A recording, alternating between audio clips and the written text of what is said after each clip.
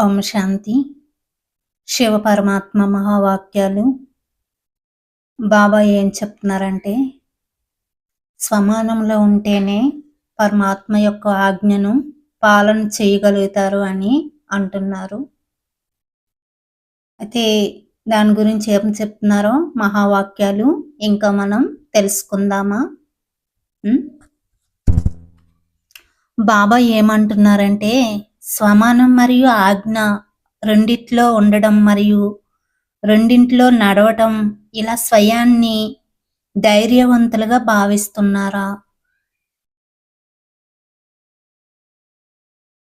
సదా స్వమానంలో కూడా ఉండాలి, వెనువెంట బాబా ఆజ్ఞపై కూడా నడవాలి. స్వయం యొక్క ఆత్మ యొక్క గౌరవంలో స్వయాన్ని గౌరవించుకోవడమే స్వమానంలో ఉండడం, ఆత్మని స్థితిలో ఉండడం. అయితే ఈ రెండు విషయాలలో స్వయాన్ని మంచిగా భావిస్తున్నారా? ఒకవేళ స్వమానంలో స్థితిలో కాకుండా ఆజ్ఞపై నడిస్తే ఏదో ఒక లోపం వచ్చేస్తుంది. అందువలన రెండు విషయాలలో యథార్థ రూపంలో స్థితిలై మీ స్థితిని ఉన్నతంగా తయారు చేసుకోండి. వర్తమాన పురుషోత్తమ సంగమయుగంలో బ్రాహ్మణాత్మలైన మీకు ఉన్నతోన్నతమైన స్వమానం లభించింది. ఆ స్వమానంలో స్థితిలై ఉండండి అని బాబా అంటున్నారు. నేనొక ఆత్మని, స్వయం ఆత్మ యొక్క గౌరవంలో ఉండడం, ఇది ఉన్నతోన్నతమైన స్వమానమే కదా, ఆత్మని స్థితిలో ఉండడం. ఇలాంటి స్థితిలై ఉండండి అంటున్నారు. ఎప్పుడైతే ఆత్మని స్థితిలో ఉంటామో ఇంకా దేహాభిమానం అనేది సమాప్తి అయిపోతుంది అనమాట. అప్పుడు ఇతరులు ఇచ్చిన గౌరవం, మర్యాద వీటి కోసం మనం ఆశించము అంటున్నారు. దేహాభిమానం ఉంటే ఇవన్నీ ఆశిస్తామని అంటున్నారు బాబా. ఆ ఒక్క స్వమానంలో స్థితిలై ఉండటం ద్వారా రకరకాలైన దేహాభిమానం స్వతహాగా మరి సహజంగా సమాప్తి అయిపోతుంది. అక్కడక్కడ సేవ చేస్తూ లేదా పురుషార్థంలో నడుస్తూ చాలా చిన్న మాట యొక్క పొరపాటు చేస్తున్నారు. దీని ద్వారా మొత్తం అన్ని పొరపాట్లు జరుగుతున్నాయి అని బాబా అంటున్నారు.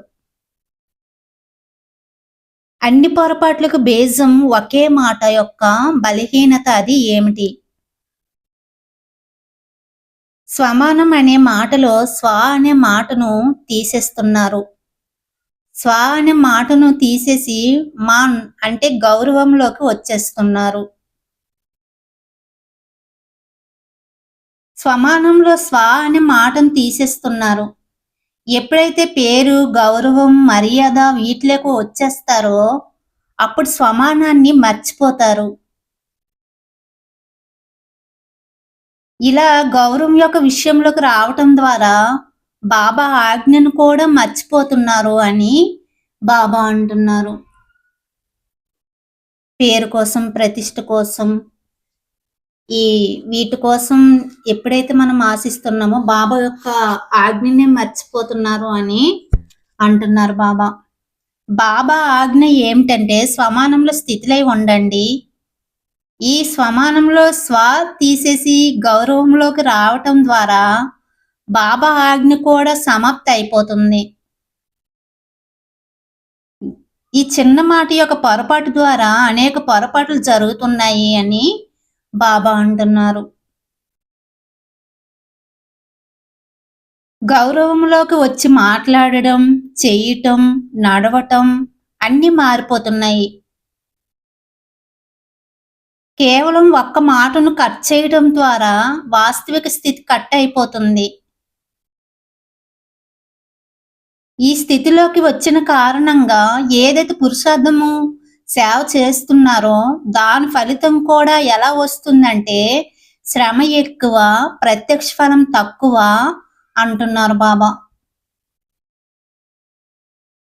ఎప్పుడైతే మనం మాట్లాడడం, చూడటం, నడవటం, చేయటం ఇవన్నీ పేరు కోసం ఎప్పుడైతే చేస్తామో ఇంకా శ్రమ ఎక్కువ అవుతుంది, ఫలితం అయితే తక్కువ వస్తుంది అని అంటున్నారు బాబా. బాబా ఆజ్ఞను కూడా ఉల్లంఘిస్తున్నారు. బాబా ఆజ్ఞను కూడా మర్చిపోతున్నారు అంటున్నారు.